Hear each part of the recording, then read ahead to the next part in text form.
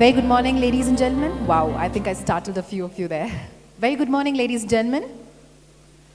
Well, of course, this is a business session and a very formal session, but I'm still hoping for a good morning from the audience here. So I'm going to try that once again. Very good morning, ladies and gentlemen. Thank you, much better. My name is Archana Deshmukh, and it gives me immense pleasure to be here at the second day of 52nd FHRAI Annual Convention, Hospitality 2025. The future is now. Ladies and gentlemen, please put your hands together as we embark on day 2 of this lovely occasion. Now, before we go ahead with the session, I'd like to introduce you all to a little something called as the concentration mantra. If you've already heard of the concentration mantra, please show of hands. Wow, no one? Fantastic. May I request you all to please put your hands in the air like this? Hands in the air, please. Fantastic. Now, what I want you to do is, men, please put your hands in your pocket and look for one thing that you consider the most important that you are carrying. And ladies, please dig into your bags and look for one thing that's the most important. I think a few of you already got it, and a few of you are still trying to find out what is that one most important thing. Let's see. How many of you have figured it out? Yeah, there you go. Absolutely. Well, the concentration mantra is nothing but placing your mobile phones on silent, ladies and gentlemen. As we get ready to begin with this session, requesting you all to please place your mobile on silent. Ladies and gentlemen, we are assembled here at the Shangri-La Hotel, Bengaluru, and it's sunny. Well, I've been told it is sunny. I don't know. I've been here since 9. I hope it's sunny, and it's a beautiful day, of course, to start the second day of the convention. The theme for the 52nd FHRAI Annual Convention is Hospitality 2025. The future is now. A vision to establish India as a world leader in tourism and hospitality. Staying on the topic, I'd like to request Mr. Nakul Anand, Executive Director, ITC Limited, to come on stage to deliver his talk on peering into the future. Ladies and gentlemen, this is going to be a very intriguing and an interesting topic. So please put your hands together and join me in welcoming Mr. Nakul Anand, Executive Director, ITC Limited. Welcome, sir. Thank you.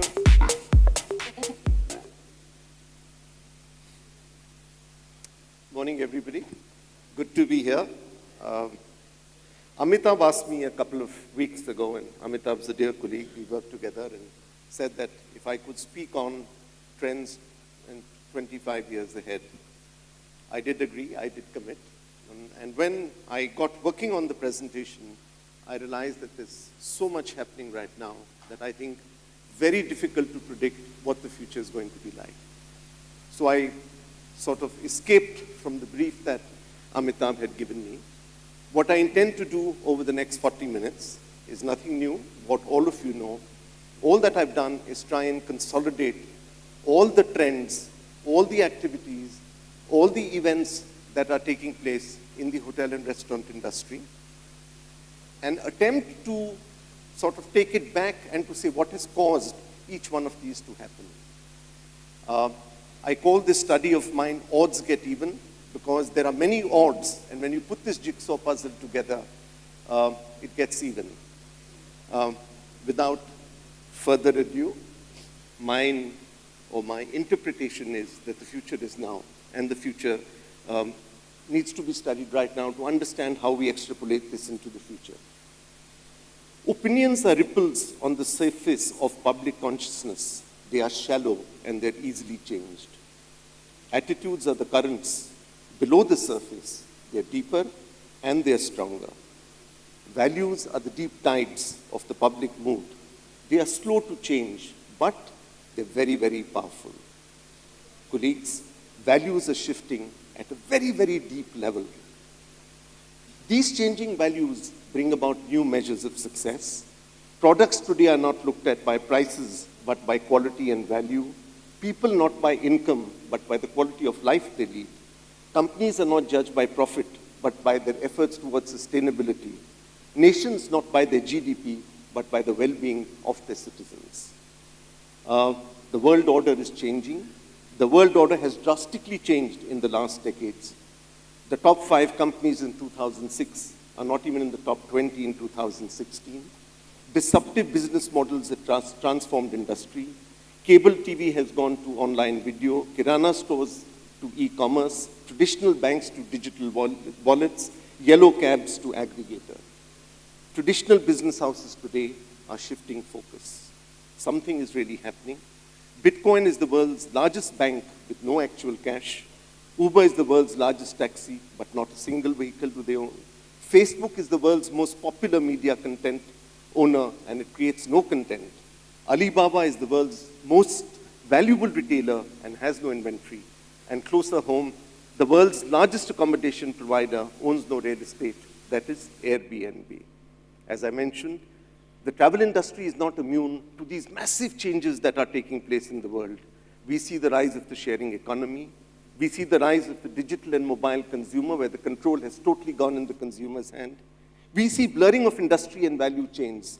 Online travel agents are exploring the advertising model, and meta search companies are moving to assisted booking. Data is the new oil, how data can be combined to predict future purchase actions. How have these behavioral shifts happened? How has this seismic shifts happened? These behavioral shifts have manifested themselves from a chain of interlinked events, which are a series of trends. The 5 major global trends that have been influencing the world, influenced every business, and caused this earthquake is technology, security, geopolitics, sustainability, and health. And it is a combination of these 5. But many of these have their inception in technology. It is because of the spread of technology, because technology became mobile, because I became more aware, because I learned more. That's why I got concerned for my health. I got concerned about sustainability. For the industry that we are in, there are 2 offsprings of these 5 which I would also cover.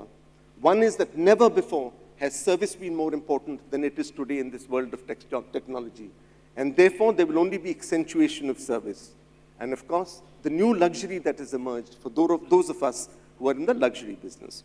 Let me take the first change, which is technology, which has really driven all this change.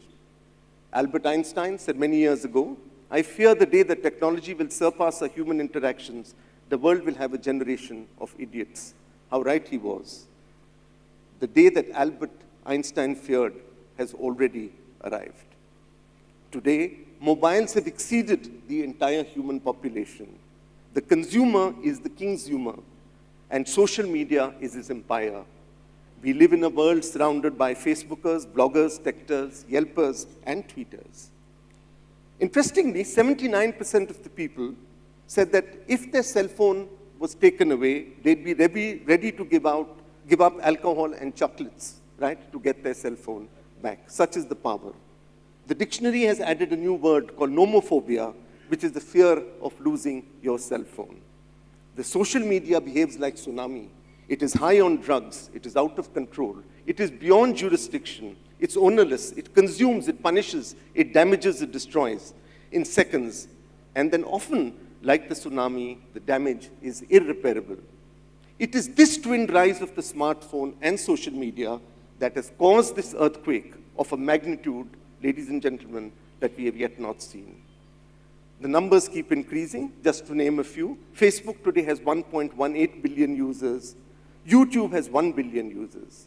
In 60 seconds, 16 million text messages are sent, and 156 million emails are sent, just to name a few. You are what you share digitally, and this is what has made the change to the human being. Everyone today is a socialite.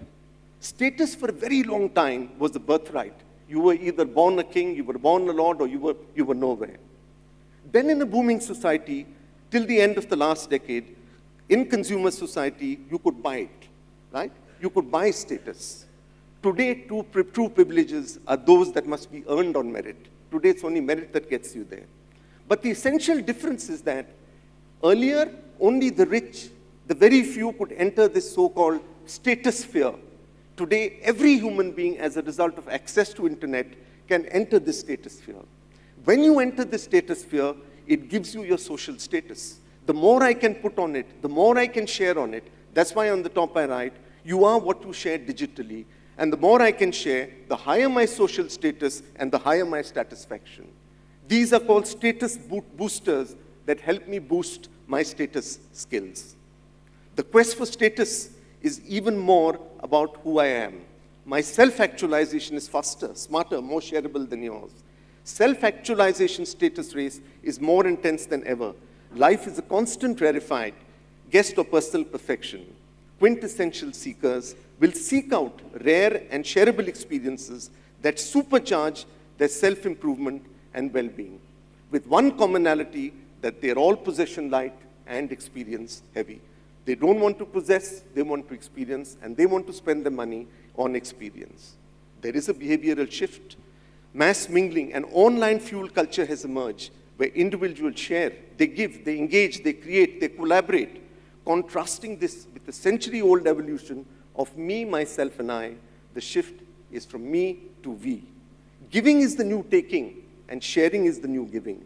Disgusted with greed, Generation G endorses generosity as a leading societal and business mindset.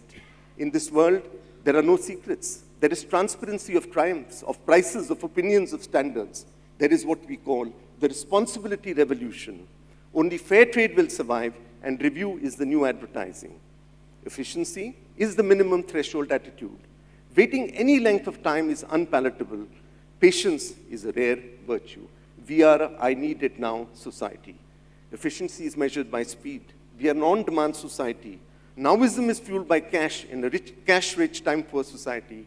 Saving time is the greatest luxury in this new world. There's a new breed of business travelers. They live by the rules they break. They connect to disconnect. They believe in relationships and not on status. They work from a couch and not from a desk.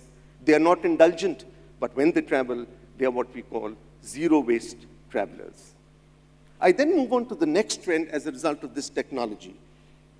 The information explosion brought about the awareness to the human being, a very important awareness that we have not inherited the earth from our predecessors, but we have borrowed it from our children and from the future. When this realization came to us, we began to realize how we are destroying this earth. And this is what you call the curse of excess. Global consumption levels are 5 times what they were 50 years ago. All this obviously comes with a price tag. There's an 82% increase in carbon dioxide over the last 20 years. It now takes the Earth 1 year and 6 months to regenerate what we use in a single year. That's the sort of race that we are running. We are indeed living dangerously, and it's about time that society, all of us, accept this. Organizations, restaurants, hotels cannot survive in societies that fail. And if we are to succeed, we have to look at the larger cause. What then is the way forward? There is only one way forward. That is, let us live off the interest of our planet's resources rather than the capital. Let's not take the capital. Let's just use the interest, right? Which is non-renewable sources, fossil fuels, and biodiversity itself. Green is not only the new status symbol, but 2.5 billion, or 1/3 of the world's population or global consumers, believe that not only is it the cool thing to do, but now believe that it is the right thing to do. History repeats itself, and as I move on to the third trend, geopolitics, the shift has taken place. Many years ago, AD 1 to AD 20, AD 50, all wealth resided in India and its surrounding countries. Today, the evolution of the Earth's economic center of gravity has come back, and it now rests with Asia. This is called the Asia beggars, and welcome to the Asian era. The economic center of gravity is Asia, with 49% of all passengers by 2030 will be within the APAC region. In fact, more than 50% of this growth in global traffic will come from the APAC area. Breaking down further into Asia, the maximum travel expenditure will come from China with $199 billion, followed by India that will emerge as number 2 with $91.2 billion of money. When all this is happening, all this awareness is increased, man has not forgotten himself, and there is more and more concern for health. Because of the increased awareness, I want to live longer. Therefore, we today rightly say that health is really the real wealth. There's no point in having money if I don't have the health. This is called the battle of the bulge. Health, wealth, and looking good are getting a very high share of the wallet. People are talking of controlled diets. People are talking of health farms. We hear of magic pills. In sum, what the human being is looking at, not only inner health but outer beauty, or not only outer beauty, marry it with inner wealth. Age management is a key buzz. Man today refuses to age. Welcome to the new age of longevity, and 100 is the new 60.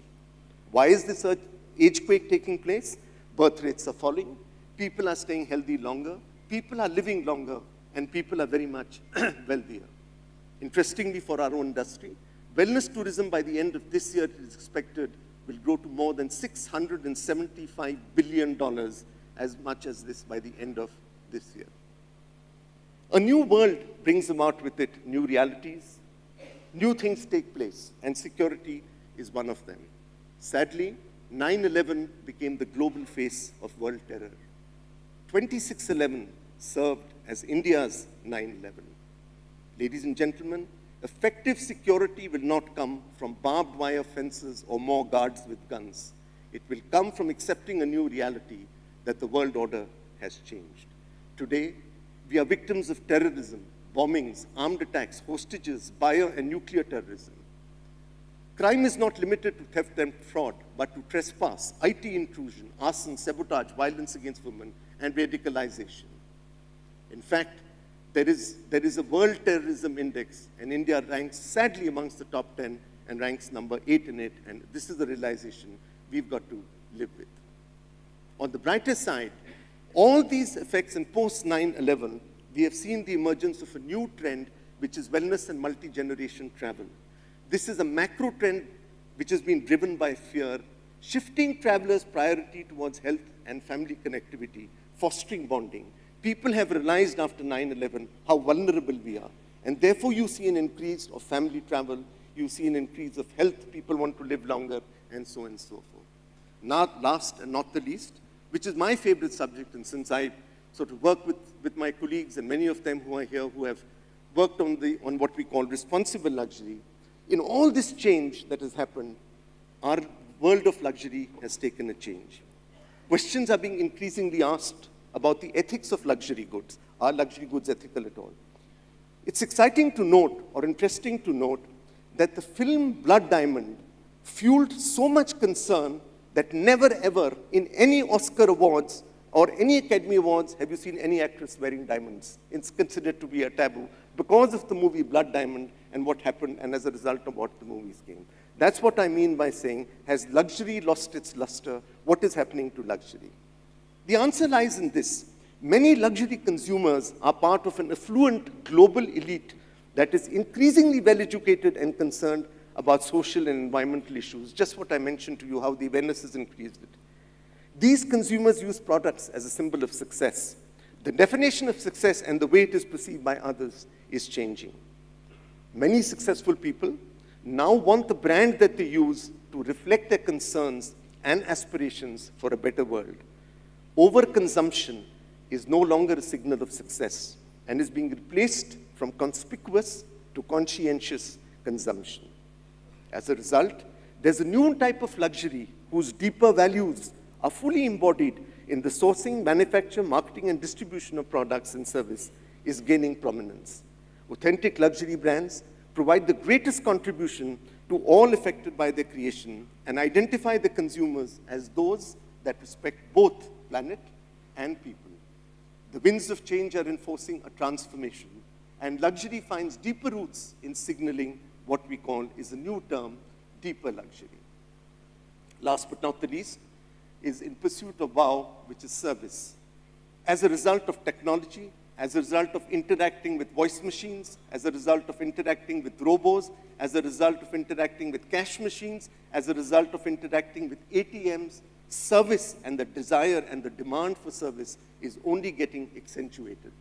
Technology has left us bereft of that basic human touch. Human interaction has never been more precious. We long for a living, breathing person versus an automated everything. We long to be cherished, we long to be loved, we long to belong. And service is that human touch. And service is going to gain even more accentuation in this technology-driven world. Ladies and gentlemen, don't get me wrong. We're all veterans in the service industry here. I don't want to preach to the converted, but I only thought it right that since I speak about service, I'll sum up what I consider to be, very briefly, the 10 commandments of service. The commandment one is that we've got to segment moments of truth. Our moments of truth have given way to mobile moments of truth. Therefore, the number of interactions that each hotel staff has with number of guests or a restaurant staff is limited. Therefore, each one of those interactions that he has, if they're limited, must be the best, right? We've got very few chances to interact with the guest. It's therefore important to segment various moments of truth, equal competition on dissatisfiers, better on criticals, and way ahead on satisfiers. Identify those moments of truth that are important and make sure that we satisfy the customer at all points. Only because of this reason, we cannot dehumanize the human being. We have to allow executional latitude to our staff, right? We have to be standard-driven versus procedure-driven. We cannot give them procedures anymore. We have to give them standards. We cannot say that you will do A, B, C, D, E, F, G if the consumer complains about an AC in the hotel or a guest. You've got to say something like a standard-driven. If a customer or a guest complains about an air conditioning problem, it is my responsibility to make sure that in 5 minutes it is attended to, or I will escalate it to the next level. This is what I mean by standard-driven versus procedure-driven. But in doing so, we must remember, which is commandment number 3, we cannot become the friendly zoo where we go all over. Neither can we become the factory where we are so stiff and we believe that you're a number, we are here to process you. We've got to find the right balance between personalization and efficiency, which is very, very key. Technology will get deployed whether we like it or not in service. We must be very, very careful in not destroying service. We must deploy technology and not contaminate service. Rightly said, high tech in low touch, low tech in high touch. The service vocabulary plays a great role in sort of propagating our role of service. The service vocabulary manifests itself in words, tone, body language, and action. Serve call is the model that remains our barometer under the acronym of RATER, which is reliability, responsiveness, empathy, tangible, and accuracy. We must continue to keep that going. I did mention earlier that in a 24/7 world, time is the greatest luxury, and any service that can save time is bound to be a winner. Employees get even more important in today's world. Disney calls them caste, Southwest Airlines calls them associates, McDonald's calls them crew, and Starbucks calls them partner.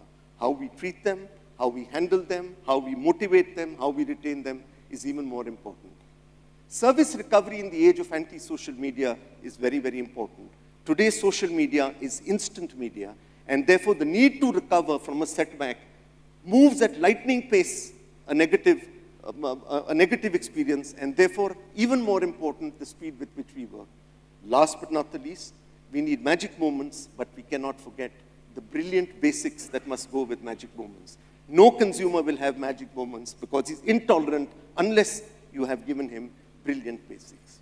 I move on to the next section, and I'll very quickly take you through as to what is the impact of these mega trends on food and beverage, on product design, and on guest experience. Rightly said by somebody, right? Let food be your medicine, otherwise medicine will become your food, right? Food and beverages and travel are today piggy-banking on each other. Food and beverage has a new term today. F&B has become F&F, which is food and fitness. Ladies and gentlemen, what we eat has changed more in 40 years than it did in the last 40,000 years. That's how much the information that has come to us and how we have changed as a result of that information. 3 key words in defining what the green gourmet is all about: plant-based, earth-friendly, and locally sourced. These 3 top words have ruled the hottest culinary trend for the last few years. We today see real estate of the plates dominated by vegetables, both organic and fresh. We find seaweeds coming in as what we call sea vegetables as alternatives to sea. We find the rise of the herbivorous butcher. We find new concepts such as meatless proteins, plant butchery, and meats. These herbivorous butchers are doing some great products with mushrooms, beetroot, peas, and yams, just to name a few. Today, food has a conscience. Much as it is high on taste, it must be very, very low on waste. And when I mean low on waste, it is at both ends, at the production end and at the consumption end. We are therefore looking at chefs who are working towards 100% yield on each ingredient, working on nose to tail, which means that every part of a vegetable or a meat that they've taken is utilized, trash to plate, that how trash can come back to create what is called restored food. And more often than not, creative chefs of ours today, who we are proud of, are not only able to recycle some of the leftover food, but to upcycle it, right, to make it even better than what it was earlier. The diner wants zero-waste dining, and therefore meals in a bowl is getting popular. People are today looking at the carbon footprint of the food, and therefore we talk of food less traveled, right? More and more people are eating local, yet important to think global.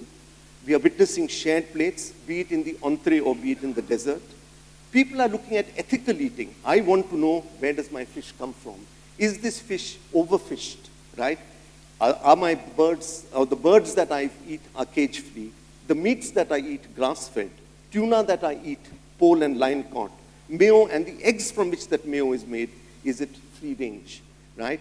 Pâté de foie gras is today called sin in a tin. Use of some oils is literally called frying the forest because of the amount of forest that they burn in creating that oil. Food today has to be Instagrammable, right? We eat, we photo first, and then we eat later. Tasty to safety or tasty to waste. The result of the knowledge that has come about, two important connotations to that. A, I want to live longer, and therefore my food has to taste better, my food has to be healthy for me, and second, I want to look better, and therefore my waste is important. Therefore, I call this tasty to safety and taste to waste. On the health and wellness front, we find people, by their own option, choosing healthier selections, gluten-free, lactose-free, sugar-free, and low glycemic. Even takeaways today are in the form of health, and we call them health in a box. As a result of these two trends, it's important that all our menus are transparent and give every possible description to the consumer on the oil, on allergies, on meats that he would sort of not want, on various other processes that would make his day. Low sugar, low fat, and low salt is what we call de-junking the junk. And therefore, more and more of the junk food is being junked. Food getting healthier, and so are the juices. At breakfast, we look at cold-pressed juices rather than concentrated juices. We're looking at people having breakfast, which is vegetables and juice, vegetables and fruit put together in a juice rather than a carb-high, rich protein breakfast, and therefore it's called breakfast in a glass. We're looking at food that fuels. We are looking at plant-based protein snacks. We're looking at exotic grains that are powerhouses of energy, colored quinoa, chia seeds, pumpkin seeds, just to name a few. Fine dining is moving to fun dining. Burgers, sandwiches, tacos that were moved to breakfast and now being served at dinner. We're looking at freak shakes as the perfect for cheat day options. We are looking at, in trends, we are looking at bolder trends. The sriracha sauce caused a revolution in the West, and more people began to appreciate the need for chilies, and therefore the increased popularity of Thai and Indian cuisine. Alert meats is an important part. More and more people are realizing that conferences like this one, if this conference is to be effective, the food that is served at lunch should not cause food coma, right? It should be food that is well planned, that sort of make me more active post-lunch, and therefore my concentration make the conference more successful. Hybrid cuisines for a long time had gone totally off track. They were confused rather than being fused. Today, they're coming back without losing the integrity of the cuisine. In trending ingredients, we talk of live greens, salted eggs and yolks, crystal clear ice, activated charcoal, local-made artisan charcuterie, and cold-brewed coffee. Coffee is getting to be single region, single origin, single producer. In the teacup, there's a storm. There's no longer just a wake-me-up tea. Tea has now an additional responsibility to detox, weight loss, fat burn, blood purifier, and it's not all tea time being dominated by rituals starting from Japan to China, Morocco, Britain, and India. What I've attempted to do here is the entire impact of the four forces on food and beverage, how they bring about. This is the impact of technology. This is the impact of sustainability. This is the impact of health. This is the impact of safety, security, and this is what luxury does, the new luxury does to food and beverage. And this is what our world cloud would then look at. To decomplicate this or deconstruct this, if I was to put it in the right matrix, this is how it would look. What is the impact of technology, sustainability, health, safety, security, and luxury on food and beverage? And this is just a summation of all that I have spoken, and for paucity of time, I will not go into this. A quick brief on what is happening to product design. There are predictions of the guest room, and they're already here. We know that Bluetooth connectivity into the bathroom mirror is an important part. Guests want to control their own temperature from their bed. Bathtubs are vanishing. Hard surfaces and flooring are coming back without any soft furnishings for want of hygiene. The guest room closet is being deconstructed because there's nothing to hide. Digital art on the walls will personalize the rooms.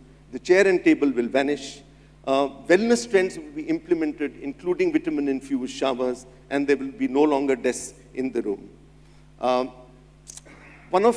We, as an industry in the hotel industry, we've got to find new ways to sort of interact with our guests. We've got to find new ways to create lifelong experiences and impressions for them. I take 5 examples of hotels, new hotel chains that have come about, that have tried to interact with this guest using the word green, and I call this green from the ground up. There is the Adoba hotels that have a tagline of happy planet, happy people, green hotels make more comfortable guests. There is Evolve hotels, which is aligned to the market driver of wellness.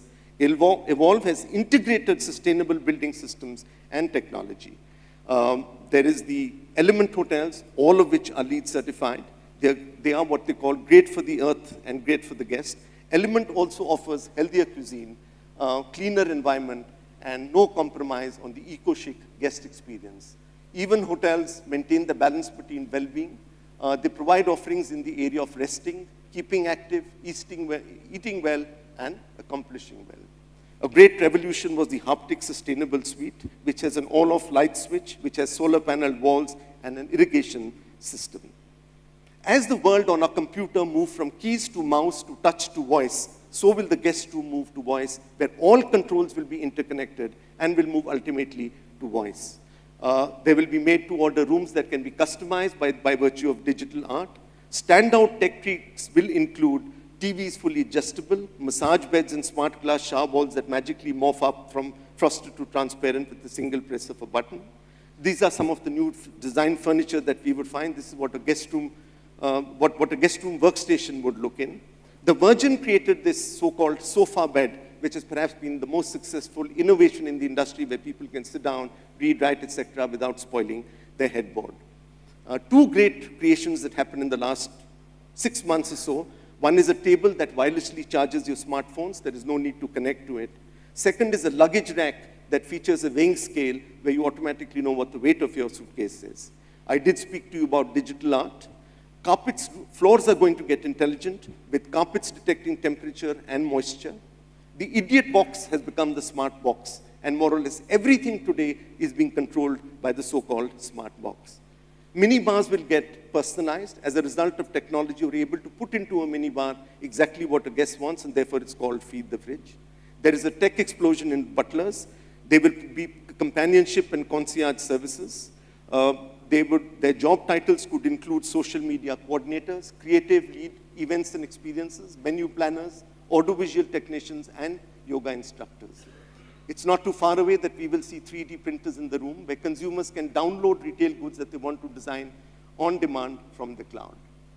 Architects' health and wellness has now become a mainstream in travel.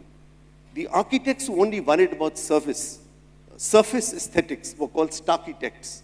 They now have to worry about health and wellness, and they have to build it into the design of the hotel, be it air quality, be it acoustics to sleep, be it bathroom, which becomes the new wellness zone. Importantly, they'll have to make sure that the hotel provides absolute silence. Hotels will become wellness monasteries, and the number of decibel levels at no point could exceed between 30 to 40. Every hotel has done research. Every hotel chain has done research, because at the end of the day, they sell sleep on how sleep, and sleep is gaining even more important because sleep is related to health. So not only do you go to a hotel to sleep, but your long-term health is dependent on how well you sleep, and therefore sleep is getting to be an even more important element. Interesting to note that 5 perks that I picked up from the airlines, and I've always said that the airline, we've always learned, revenue management we learned from the airlines, a number of things that the hotel and restaurant industry learned, the airlines were way ahead of us on their property management systems and so on and so forth. 5 quick examples of what airlines have done. They've done custom bedding. Saks Fifth Avenue tied up with United to create a bed. Delta tied up with Western to give the heavenly bed on their flights. Etihad tied up with Coco Mat to provide a mat. And SAS provided with Hastings. Etihad provides a signature pillow that gives you aroma. And Nippon Airways provides you with 2 aromatherapy cards, which are relax and refresh. Virgin pioneered the on-demand meal service, all because each person has a different sleeping pattern and is determined by what time you sleep. This is an interesting one, that how airlines are looking at what is called the circadian rhythm. The circadian rhythm is how you sleep. And I'd like to read directly from here. Finnair uses mood lighting heavily on its A350s. Warm amber colors are featured on flights arriving in Asia, while a cooler Nordic blue hue is present while the aircraft is flying over Finland. The airline has also developed 20-minute sunset lighting with the cabin, which is used when night falls during the flight. Virgin America and Delta have both created apps for meditation. Coming back to hotels, boardrooms are becoming more interesting, and there is less and less on interruptions and more on technology. These demands are moving beyond boardrooms. The lobby is seeing a big change, and the lobby is no longer a pass-through area. It is today the epicenter of social and technical activity. It is where I want to relax, where I want to get to work. It's where I get my Wi-Fi. It serves the reception, the bar, the lounge, the business center, and of course, my private and my social space. As instruments, devices begin to suck up more and more bandwidth, the battle for bandwidth is never ending, and we've all seen what is happening. This is an interesting activity that is taking place with all the technology that has happened. All guests want a 360-degree experience, and one of the ways that you can do it is by giving them an app. Every company is researching, how can I give an app that will do everything right from the time I search for a hotel till the time I leave the hotel, including in the hotel, how I can control my lights, how I can control everything possible. What it essentially means is that as an industry, be it the restaurant or the hotel, we are shifting things from empowered associates to empowering our guests. Earlier, we always spoke about empower your associates. Today, we talk about empowering our guests. And there is a direct correlation between guest satisfaction and guest control. The more the control that guest has in himself and on the systems that he works, the higher the degree is of his satisfaction. My favorite app that I have seen, and I've studied many, I Love Lucy. Lucy is the one that was developed by Virgin Hotels. It gives you just about everything and is closest to what I called the ideal app. If I put together and construct everything of the product design, this is what the world cloud would look like, and this is how if it was segregated. I move quickly to guest experience vignettes. The new luxury hotel marketplace needs some talking points. And for the purposes of clarifying myself, I'm going to read what's written here. When everyone is saying the same thing about the value of personalized, authentic, local, and immersive experiences, nothing feels very special. It is time for a new conversation, for new generations of luxury consumers, and luxury hotels and restaurants can lead that discussion.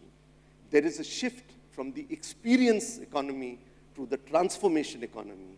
I want to do something that will transform me, that will transform myself in many ways. Amongst them, how green is my service? Guests are looking to endorse eco-embedded products, eco-easy services, eco-sensitive associates. Evidence they are looking for of still made here, locally sourced, fair trade linen, carbon calculators, sustainable, indigenous, will endear guests to the hotels of the future. There is only one way of travel as the awareness of sustainability becomes more, and that is responsible travel. You could call it eco-tourism, you could call it geo-tourism, you could call it pro-tourism, you could call it responsible tourism. There are riches and niches. There are many, many niches for us to capture on. There are pleasures, there are geekations, there are glampings, there are mancations, there are mini-moons, there is volunteerism, there is kidcations, there are groupcations, there are fitcations, there are panks, professional aunt, no kids who take their nephews out. There are YOLO experiences, which are you only lived once experiences. All these are large niches which occupy a major part of the hotel industry. Another important aspect of technology is that as there is a continued shift from what I call stock to flows, data now flows, it doesn't come to us in stock. Here is a big opportunity for us to marry big data with artificial intelligence and predict what the consumer wants and able to give him that personalized experience.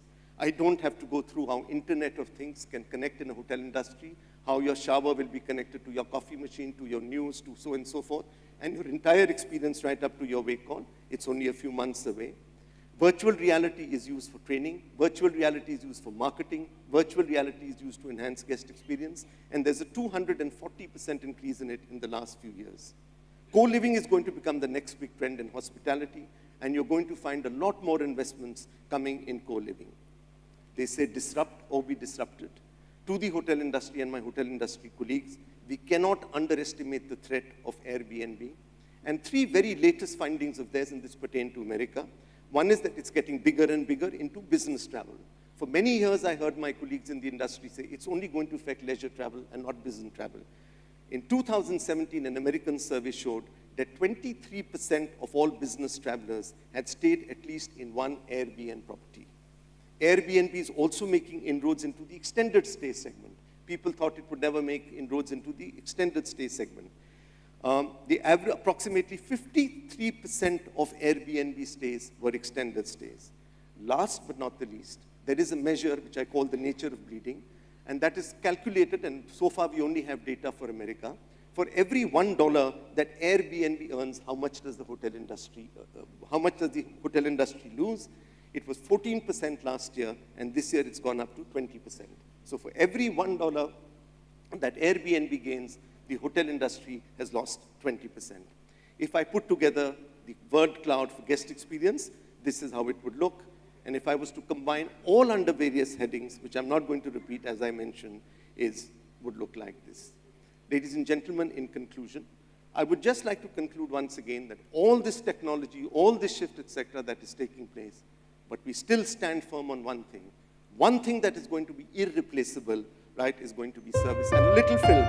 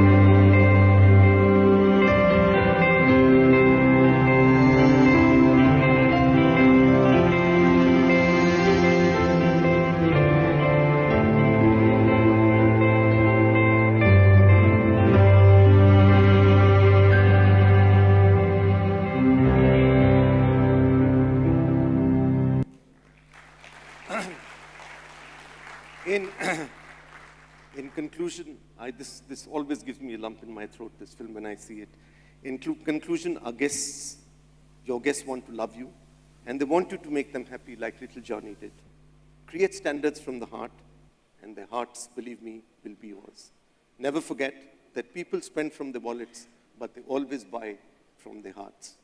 Ladies and gentlemen, let us pledge to make the Indian hotel and restaurant industry amongst the finest in the world and an epitome of exemplary service. Jai Hind. Thank you. Thank you, Mr. Nakul Anand, for that wonderful presentation. Before I let you go, may I please request you to come back on stage as I invite Mr. Santanam, Executive Committee Member of South Indian Hotel and Restaurant Association, to come on stage and felicitate Mr. Nakul Anand, Executive Director, ITC Limited, for that wonderful presentation. Ladies and gentlemen, please put your hands together. Mr. Nakul Anand.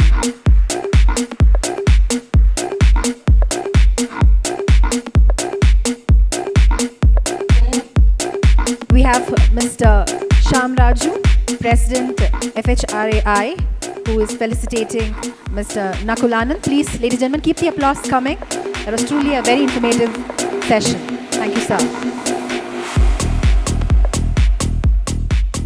All right, ladies and gentlemen, without further ado, let's quickly move on to our next session, which is a panel discussion on India's game-changing tax and the challenges in implementing the much-awaited or much interesting topic, GST.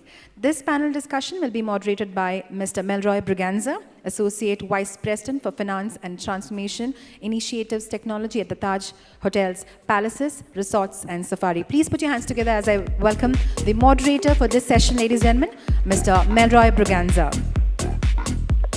Welcome, sir. I'd like to take this opportunity to introduce the panelists participating in this discussion. Firstly, we have with us Mr. B.V. Harshvardhan, Assistant Commissioner of Commercial Taxes. Welcome, sir.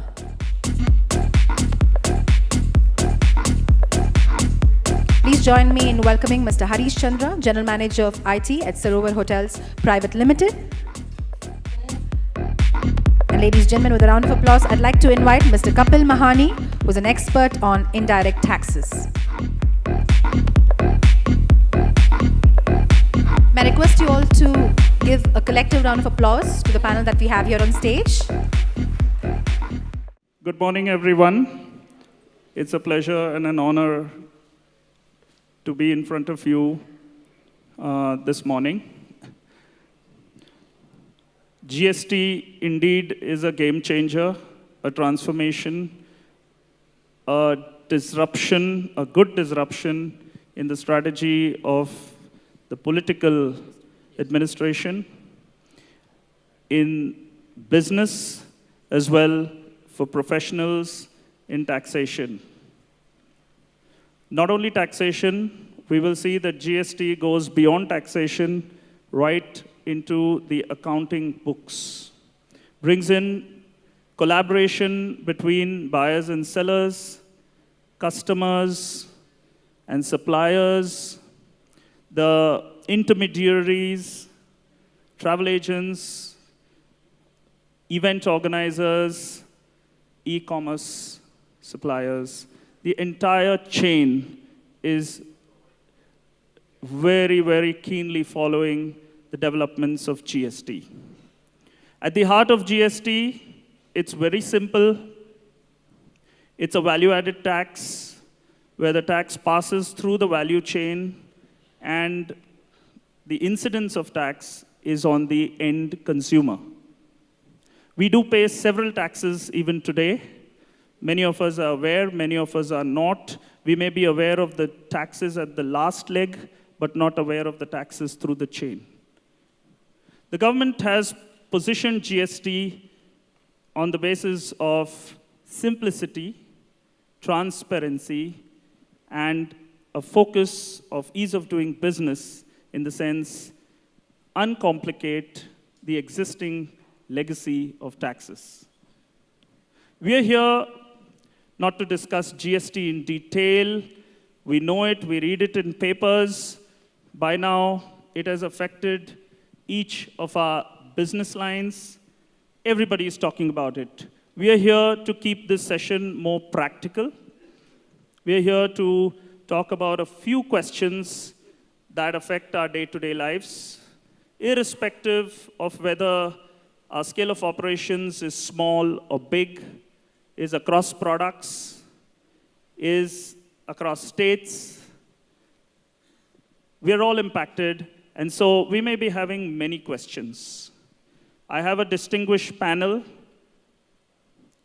They have already been introduced to you, so I won't go into the details. Let us start immediately with a little presentation by Kapil. Thank you. Thank you, Marle. Hello, everyone. Today, I'll not take much of a time speaking about GST theoretically, since I have implemented GST in big five-star hotels, including Ashoka, ITDC, entire ITDC group.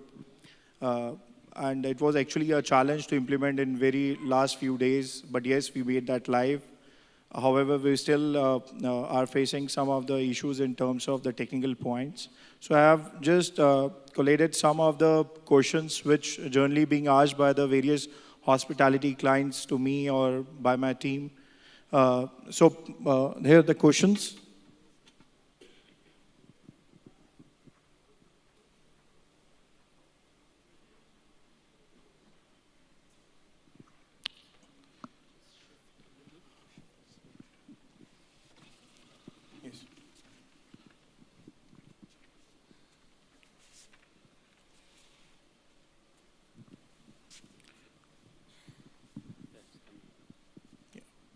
Thank you. That's it. So the basic question which is being asked nowadays is what is the rate, the tariff which we use to compute the rate. The rate is basically what is the published rate, whether it is a published rate at the front desk or at any of the website. So the answer is that wherever you are publishing your rates, the highest rate which you are publishing for a specific room, you need to take to determine. So let's suppose if you are publishing a specific room at your front desk of 6,000, and the same you are publishing on a website of 8,000 and less, there is a discount which you are giving. So then you need to take the rate of 8,000, wherever the highest rate which you are publishing of a specific room, you need to take that. Second specific question in the initial days after the GST implementation is whether we need to do a separate billing for alcohol or it is a club billing which we can do and we'll charge with the alcohol, the VAT, and with the other services with GST. So practically, if it is my suggestion or the industry suggestion, is that it is better you do a separate billing from the standpoint of view of the services which are under the ambit of GST and which are not under the ambit of GST, such as alcohol. So do a separate billing.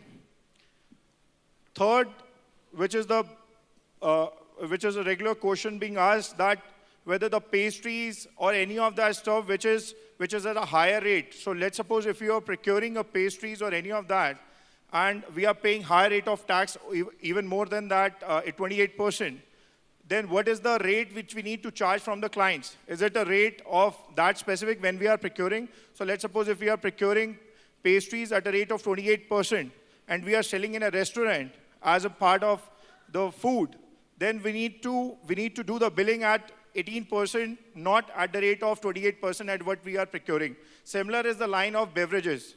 We are procuring beverages at a higher rate of tax, and when we are selling it as a part of our restaurant service, then we need to bill it at a rate of 18%, not specifically at the rate of 28%. So there is an inadvertent duty structure that procurement is at a higher rate and selling is at a lower rate. So, but yes, there is no input tax which is being denied by the authorities till the time it is used for your business operations.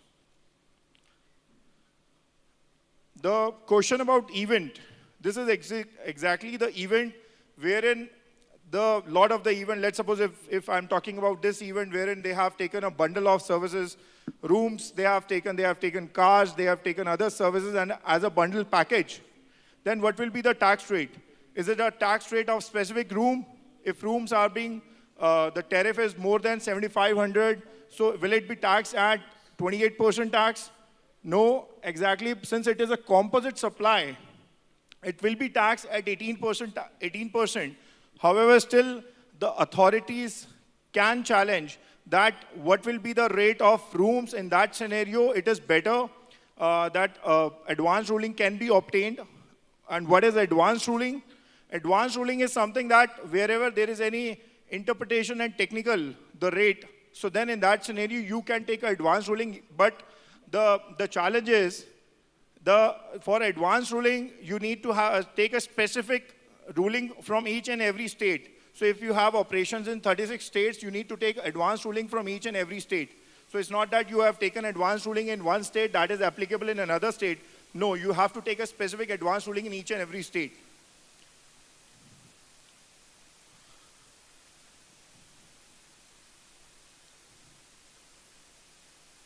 Then the very, very basic, but yes, a different. Nowadays, the corporates have started asking for a bill wherein they are telling you that this is our GST number and give us the GST bill so that we can take the credit of the stay wherever we are doing. In that scenario, the basic point is whether the hotel can do an interstate billing. Is it possible? No. Under the hospitality industry, you cannot charge the bill on an IGST. So you can only accept the GST number of that specific state. So let's suppose if your hotel is in Bangalore, so you can take the GST number of this state only. It is not that if the person is coming from Delhi and he's providing you a GST number of Delhi, so then you can bill. So it's not. So even he will not be allowed to take a credit, because under the hospitality, the place of supply is something where is the hospitality is situated, and that is a state. So there will not be any interstate billing under the hospitality industry specific. I am talking of the rooms, not of the event. In events, yes, there can be a interstate billing, but not with respect to the rooms. Then, but this is again a question that suppose if I'm giving a package deal of 9,000, wherein I'm giving the service of breakfast, lunch, dinner, and the consolidated price of that is more than 9,000. But however, the specific room which is being internally allocated is something less than 7,500. So what is the room rate? Tariff. What is that the tariff which we need to take on 9,000, or we need to take what is the excluding breakfast and dinner? If we are giving a bundle deal wherein we are charging something 9,000, then the tariff will depend upon that. And tariff will depend in that scenario 28% rather than taking off 18% rate. And then another question is, hotel is providing ticket booking service. How GST is applicable? In the when we are giving a service of air ticketing to the client. Now, wherever we are doing a ticketing business, it's better that the commission which we are earning, we need to pay tax on that scenario, so that the customer, the tax which is being paid on the ticket value, the airlines, which is can be availed by the client directly, and you just need to obtain the GST number of the client so that he can get the credit from the airlines directly, and you are just playing a role of intermediary, wherein you will charge for the commission, not for the ticket. Then again, the specific question is whether any sale of assets like the cars, like the furnitures, like the laptops, will it be covered under the ambit of GST? Yes. So these things on which you are selling from your own business assets, you need to pay GST on that transaction value, whatever amount you are recovering from the selling of that. So on the transaction value, you need to pay tax. Then the specific, more or less, the format of invoicing. Let's have a quick look. Under that, if you'll see the GST, IGST portion in the hotel, we have specifically said not applicable for the hotels. So it is something which the only thing which is applicable is C+S of that specific state. And then you can even use the billing address, and in case he wants some other address also, kind of a shipping service address, then you can portray. Otherwise, this shipping is also not required. These two addresses are more or less same. And the GST number which is being applicable is only of that state, not even your system. Since GST, as I said always, that it's not only about a tax change, it is a business transformation. And business transformation wherein the IT system is playing a backbone of the, even from the billing to the filing of your GST returns. And nowadays, I'm looking at that wherever the billing has been done, it needs to be realigned with your GST so that the reports are being generated in such a manner so that it is an ease of doing your business by filing your returns so that the customer can take a credit. If a customer will not take a credit, it is down something, it is your reputation, because GSTN is going to give you the rating on a quarterly basis. So it's even from the standpoint of view of GSTN or a company reputation or a hospitality, you need to do the compliance in a very effective manner, and that is the backbone. And I'm sure the Assistant Commissioner, sir, he will give his highlight on that specific point. So that's about the practical things which I want to, any specific questions which anybody has, I will entertain after, since we have a very limited time with us. I can entertain that questions after this session. Thank you. Thanks, Kapil. We'll move this side. Sorry, we got to move the chairs so that, the questions and the answers were visible. In fact, Kapil has touched the nerve center of customer convenience. And at the Taj Group, we were very sensitive of GST having impacted our net promoter scores, how happy our customers would be as against the guest. So in the hotel industry, the guest and the customer are distinguished, and we'll serve the guest impassionately, without any bias, but the customer is the one who contracts with us and pays us. And two questions that have come from customers is that, why are you applying the 28% rate when my room rent is just 5,000? And the answer there was this declared tariff.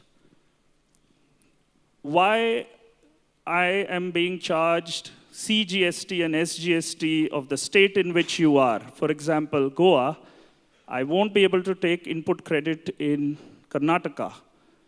So can you charge IGST? And these are frequent questions that are coming. And the government has been putting out FAQs. Now, Mr. Harshavardhan, the Assistant Commissioner of Tax in the Karnataka state government, will tell us what questions and what debates are there within the department, because as of now, it's a discovery process in the implementation of GST. Thank you. See, even we have been facing a barrage of questions from the hotel industry, more so with the pricing. As to the main question, what we come across is why the prices have not reduced. Most of the times we keep hearing that, yes, due to GST, prices which should have come down, have not come down for various reasons.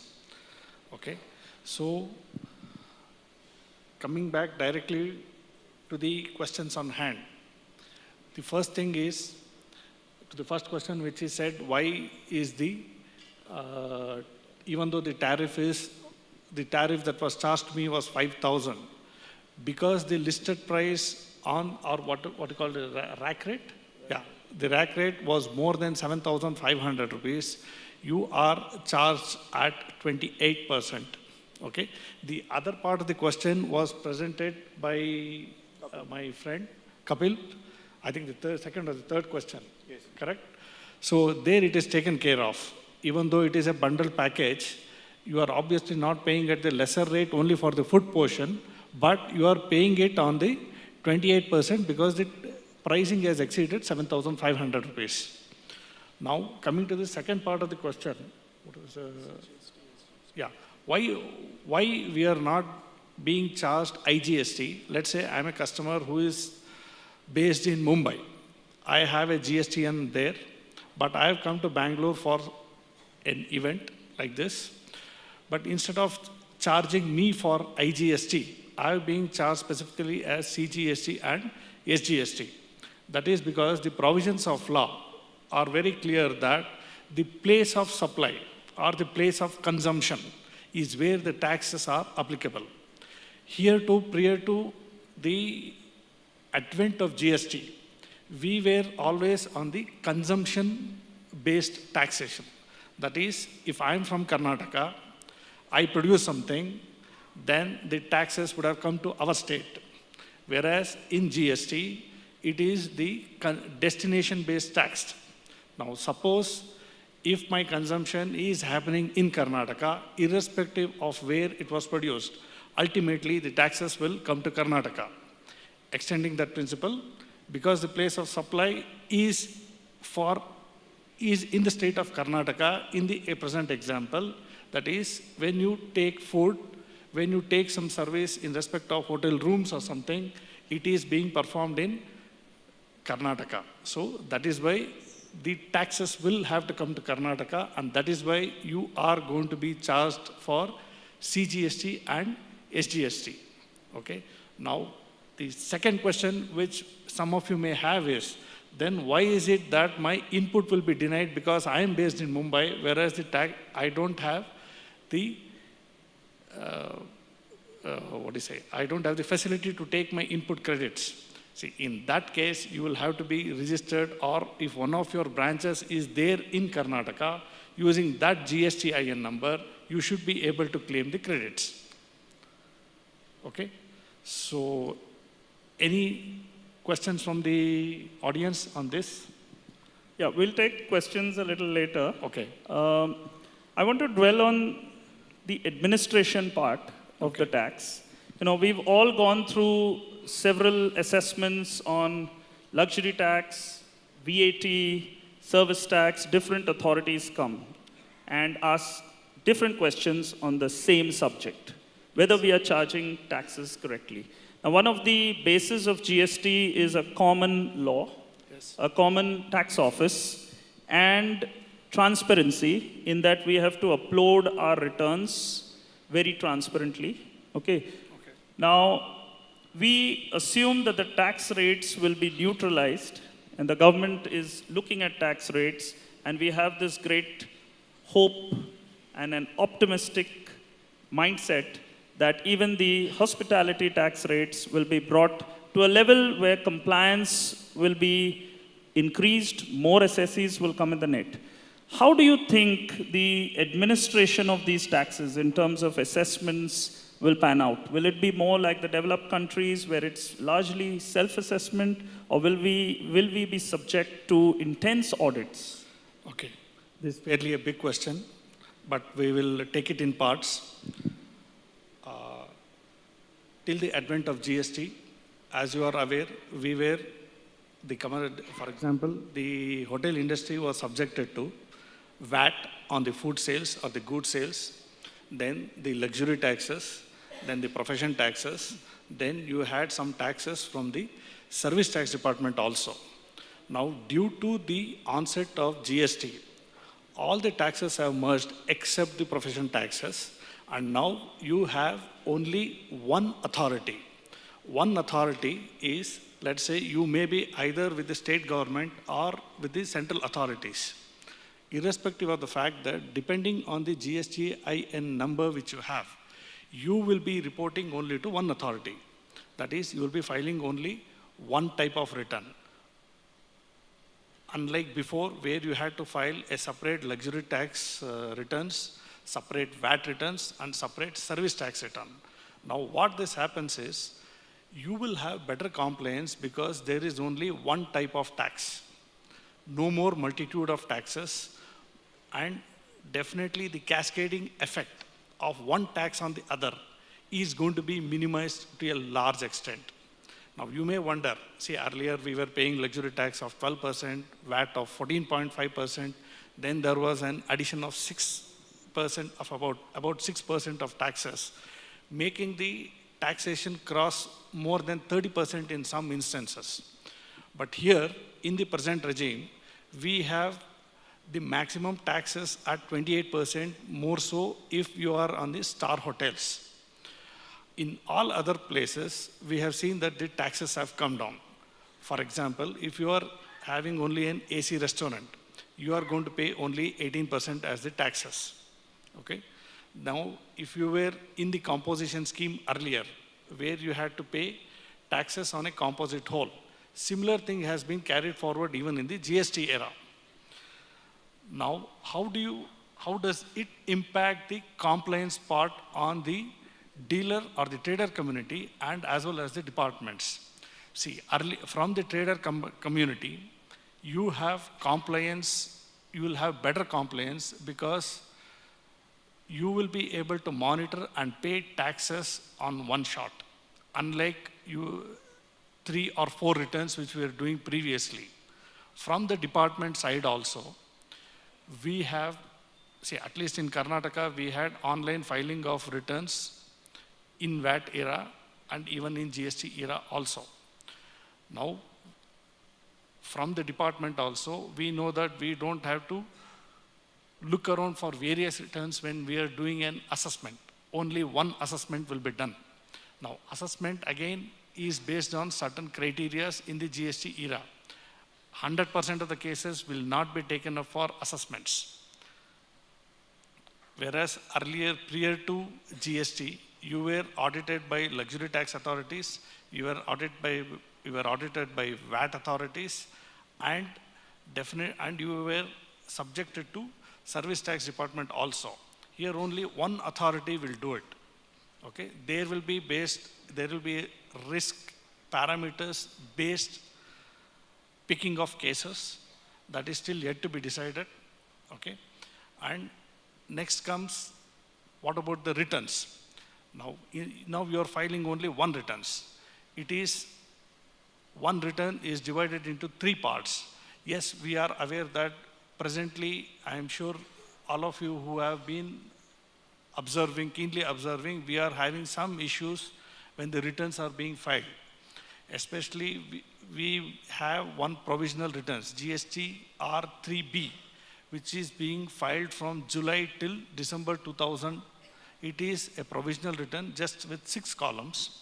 Subsequently, new guidelines and new dates have been provided for uploading the details of invoices. That is, all your sales or your supplies will be uploaded as GST R1, only the details. Then you will have the purchases which you download and can accept or reject. That will be in R2. Finally, you will file the R3. So one return was divided into 3 parts and named as R1, R2, and R3 so that the compliance is better. Now, why this return was made into 3 parts? I'll not delve too much into it because in Karnataka, we have, myself along with some of my colleagues, we were involved from past 4 years in development of what is called as EU Pass, that is electronic uploading of purchase and sales. The same concept has been extended here, where all the invoices which are generated are uploaded along with the invoice numbers, dates, tax components, and the values, where each of these invoices are matched electronically in the backend, and where there is mismatch, messages or alerts are sent to the respective parties. Then we have made sure that compliance is achieved to the extent of almost 92 to 93% in Karnataka in the EU Pass era. So based on this concept, even in GST, it is extended a bit forward, but it's on an all India basis. Now on an all India basis, every invoices will be mapped, matched, and this will ensure that there is a seamless flow of input credit from one end to the other. By doing this, even the future complications in respect of denial of inputs will be avoided to a great extent, as long as there are no ineligible inputs. Now, what does it mean to you as the hotel industry? It means that if you have uploaded your invoice details correctly, in future, there is a minimal risk of your inputs being disallowed. Now, what does it mean? It means that you are assured of the credits which you are taking.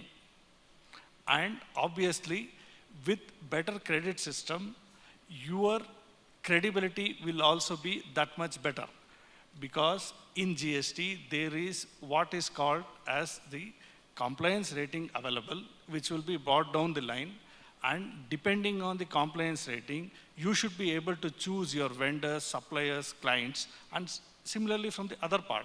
So, just going with the same question, I want to ask the question on behalf of the public, the audience, is specifically since earlier in the luxury tax regime, they used to file a intimation that what is the rack rate, and based on that they were paying. So this is a very common question being asked, that whether we need to submit any kind of intimation to the authorities that we'll be using a rack rate on a daily basis. It's changing. It's because there is no defined that you need to intimate. Earlier it was a specific law which you need to intimate. So what is the kind of advice which you suggest?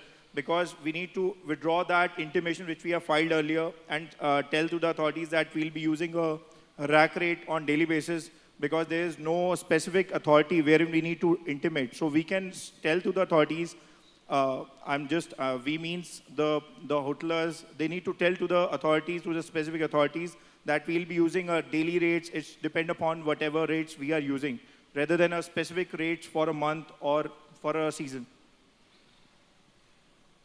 As far as I remember correctly, there is no provision to intimate in the current GST era. The daily changes in rates, we will have to go by whatever was the billing that has happened and the rates which So no intimation is required, that is... Sure. So as an industry, at least, we have said that it's a self-declaration. Yeah. So whether it is your brochures or your website, or anyone who walks in the hotel reception will know the rates. And it could be anyone. It could be someone from the administration of the government. Yeah. So technology has been the backbone of the government side of GST. Let's understand from Mr. Harish Chandra what his journey has been at the Sarovar hotels. Hello everyone. We all have seen Y2K. During Y2K in 2000, a lot of changes happened. Initially, we felt that we all have opened a can of worms. Similarly, GST is a challenge, and we all are struggling to make sure that it is success. With time, it will be streamlined, but in terms of technology, we have done intense training and study. We ensured that all the softwares were patched properly, whether it is Microsoft licenses or Oracle or IDS or other PMS or other tele systems that we use. There were a lot of environmental disruptions, like a patch came. We were not aware that some hotels are still running on Windows 2000 or Windows XP, or the server license was very old, which is not compliant, which was Windows 2003. So it has really helped us to make sure that all hotels are on latest platform in terms of server, in terms of laptops, in terms of operating system at different endpoints. But it was very difficult initially. Something was not working in one hotel, other thing was working. There was a lot of confusion initially, but we got very good hand-holding from our different business partners, which helped us to come out of this challenge.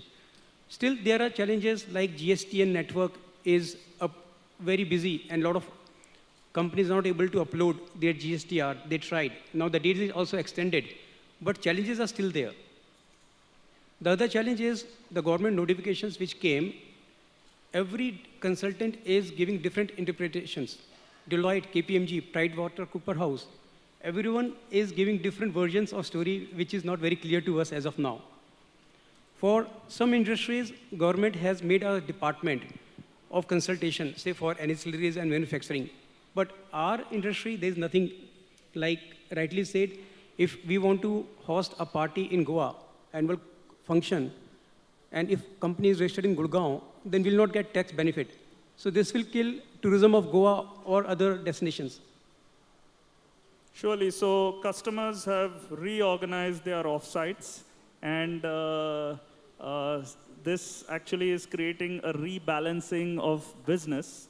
Kapil, some thoughts? Yeah, so, but I would like to add on something when Mr. Harisha said. So it is something in that scenario, it is a package deal which someone is providing as a kind of event.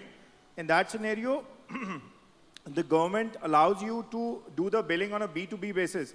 It is irrespective where the hospitality is located. It is if you are availing a service of event management and the company who is taking a service of event management from XYZ, in that scenario, they can take a credit of even of an interstate rather than in a specific state. In that scenario, the GST allows that place of provision in case of event management B2B services is the place wherein the person is receiving the service and he is registered person. So let's suppose if we are taking a service of event management from the Bangalore event company, and let's taking an example that FHRAI is registered in Delhi.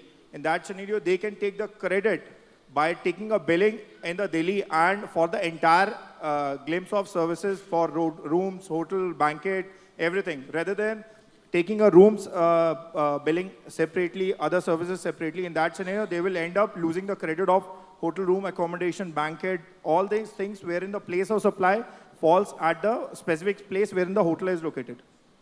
Thanks, Kapil. Actually, there's lots to talk about GST, and we haven't even scratched the surface.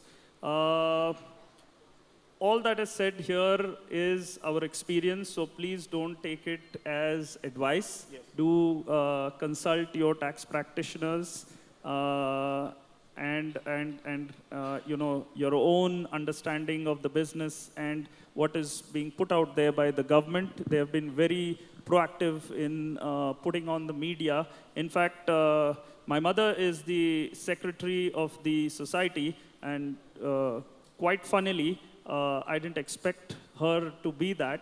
But she said she got great clarity by a Times of India ad on FAQs for the cooperative society. So government is trying to make it simple for everyone to understand. I'm afraid we've run out of our time. Perhaps if somebody has a few questions, maybe a couple of questions we can take which were not put here. Yes, the gentleman there first.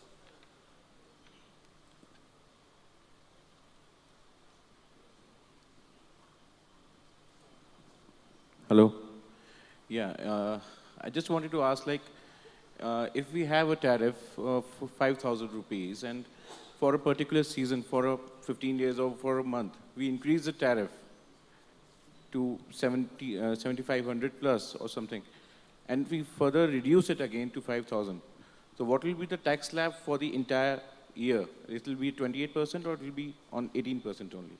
So in that scenario, as I said, that the tariff will be defined on a daily basis. It's, so it does depend upon wherever you are publishing the tariff. So let's suppose if you have published a tariff on 16th of September in XYZ website of 75,000 and above, in that scenario, if that is the highest rate in all the publishment, you need to take that. So it is irrespective of 1 or 2 days. You can change your tariff on daily basis, as I've said. So it is not a season-based tariff. It is a daily basis tariff which you can change. And the highest rate which you are publishing any of the e-commerce website or your front desk, that will be taken as a base to compute the tax rate, not the tax value. When we reduce it to 5,000, we again charge it to 18%. Yes, yes, you will. On actuals. Thank you. Yes.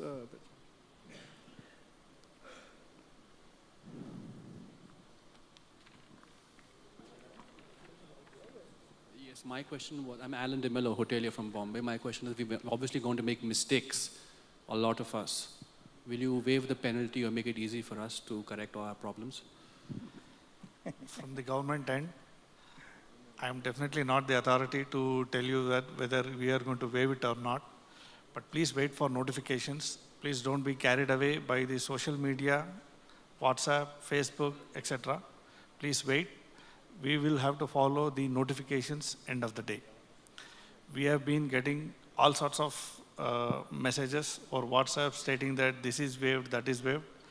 This is the interpretation, this is the council meeting, this is what they said. No. Please wait for notifications. That is my advice to you. Don't rely on any social media, Twitter, chat, all those things. Sorry. the chances of, see, for example, now they have waived the late fee. There is a notification for that, but interest is not waived. Interest is still chargeable for delayed returns, and I'm sure that is going to be the way forward. Okay.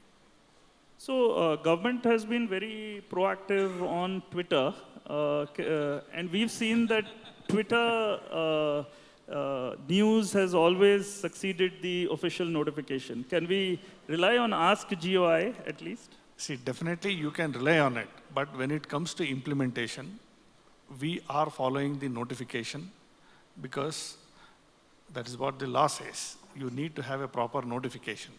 See, let's say there is a typographical error or something on Twitter. Can we rely on it? I'm afraid not. We have to go by the law. Sure. Good morning. Yeah, please go ahead. Hello. Yeah, sure, we can hear you. Good morning to you. Is there any GST advising for bakeries, sir? Like I hear that I have a bakery at Kodaikanal. Different varieties are charged under different rates, like pastries are at one rate, bread and bun is at 0 rate, and so on, rusk. So is there specific, any portal wherein we can know the exact applicable rates for bakeries? I presume that you are not in the composition scheme. No, sir. So if you are in the regular scheme, you will have to visit either our departmental website or the CBEC website, or there is one app which is developed by CBEC. Okay. It is called as GST Rate Finder. That is pretty accurate. You can definitely go through it and you can take info from there. Okay. Okay. Can I? Yeah, so actually, just to sum up the question, as far as bakery or patisserie is concerned, the question comes, is it goods or service? So what Kapil had put out there is if you take it as service, you can apply 18%. But we've had customers telling us that bread, how can you charge GST on bread? Okay, and on the other side, so bread actually as goods is 0%. On the other side, cakes with chocolate is 28%. 18 is somewhere the balance. So we've had our own challenges, and I think this is one contentious issue. So final authority is always, but there are interpretation issues on that point. But considering the specific definition that food or any of that liquid, so if any of that part of the restaurant service, that will be taxed at a rate of 18% rather than a specific. So let's suppose if you go to any store and buy a bread, then you are going to store to buy a bread. The intention was to buy a bread, not the service of a restaurant. But if you are going to a restaurant, the intention is to take the services from a restaurant, and that the intention is a restaurant service is that. So in that scenario, you cannot say that I have actually eaten the bread and bread is being taxed as a 0 rate. So in that scenario, if you go with a bare definition, it's very clear that it will be taxed at a rate of 18%, whatever you are taking, except the alcohol, which are not the ambit of GST. Just a small correction, that 18% will be there for AC restaurants. Yes, so that is a very basic, restaurant is the specific criteria, but considering if we talk of the 90% of the audience which are here, yes, the technically point is that with AC is the specific thing which needs to be taken care. Yes. Can I ask 2 more questions, sir? Maybe one. One, okay. And then if nobody else has, then... Okay, this is just more of a clarification rather than question, sir. Like for extra bed, there are 18% and 12% slab. I'm given to understand that if you put an extra bed in the 12% slab, even though the total rate may come about 2,500, it will still attract 12%. So, technically, if you, so let's suppose if I have gone to buy a service of hoteler, and initially I have booked for 2 people, And while there's some extra person which has come immediately and we need to take over the hotel, that extra service as a kind of extra bed facility. In that scenario, that extra facility is an independent service rather than it is a part of the initial price. But yes, when we have booked some room, even including the extra bed facility, then it is a kind of a bundle package which we are talking. In that scenario, our view and what is the safest view is that to pay the tax on the total amount rather than on a bifurcating the revenue. I hope it is clear to you? Yes. No, sir, it is So, not clear. let's suppose if you have taken a deal initially, including the extra bed, and the rate of extra bed is 1,000 rupees, and the service of the initial two-room hotel is 7,499. In that scenario, you are taking as a composite package, and that composite package will be taxed at 8,500, and the tax rate will be of 28%.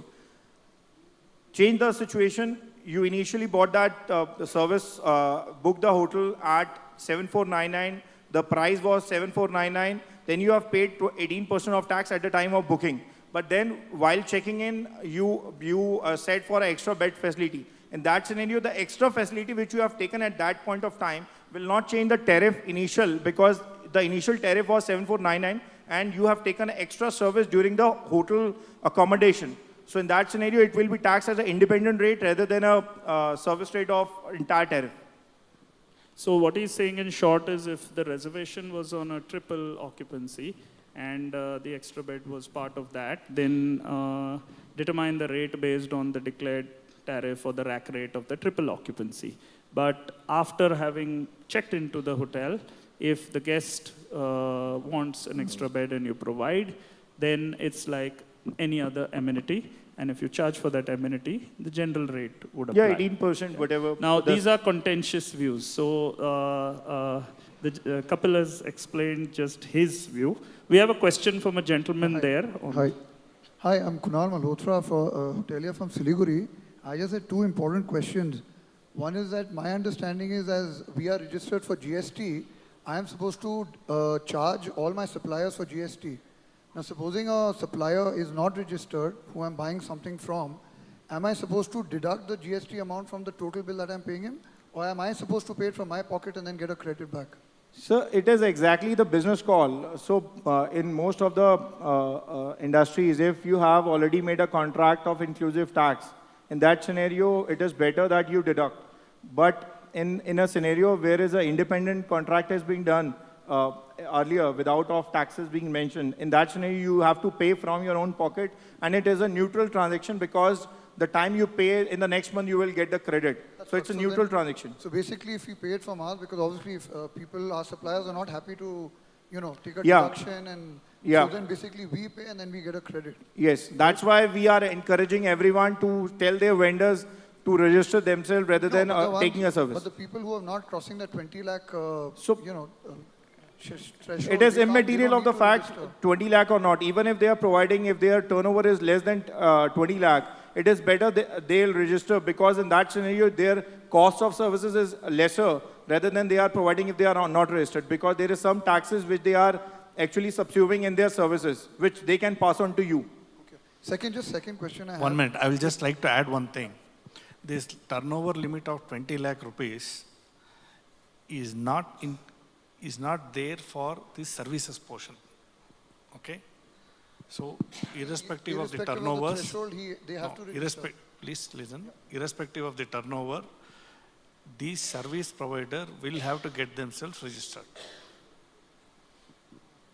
So, second was... Your second question? Second question was regarding the taking the import. Supposing we're staying in this hotel today, can we take credit? Because since I'm from Calcutta, so because there was a confusion regarding the city where you're using the service and where our company is registered. So for example, for the stay that I'm staying for the convention, do I get a credit for the GST or don't? I think so the answer to that was mentioned by the panelist. If your company is registered in Karnataka, then you will get the credit for CGST, SGST Karnataka because of place of supply, as Mr. Harshavardhan mentioned. I'm afraid we have many more questions in our minds. My last question. but we have a time limit. One last question. The panelist will be here. You can catch any of us for coffee and questions. I'm afraid that's all we have, and I thank you for your patient hearing. Sir, I will have the first coffee with you, sir. Thank you very much. Thank you so much. Thank you, sir, for attempting that question. But they're going to be around, and I'm sure they'll be more than happy to answer your questions.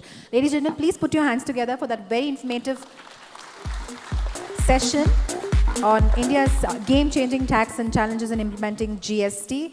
I truly thank the panel members for that informative session. I think we can do better than that. Please put your hands together. I'd like to invite Mr. Rajendra Kumar, Executive Committee Member of South Indian Hotel and Restaurant Association, to felicitate the panelists and the moderator. Ladies and gentlemen, Executive Committee Member of FHRAI, Mr. Rajendra Kumar, is here on stage to felicitate the moderator and the panel members. Please, ladies and gentlemen, keep the applause coming.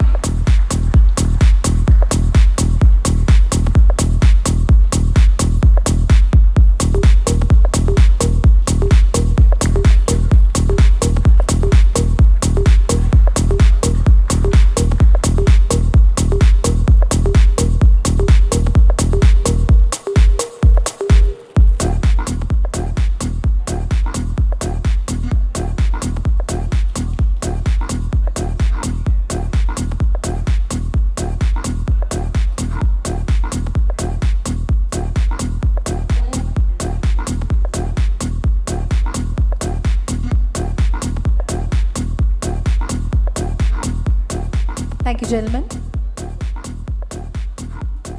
Thank you, sir.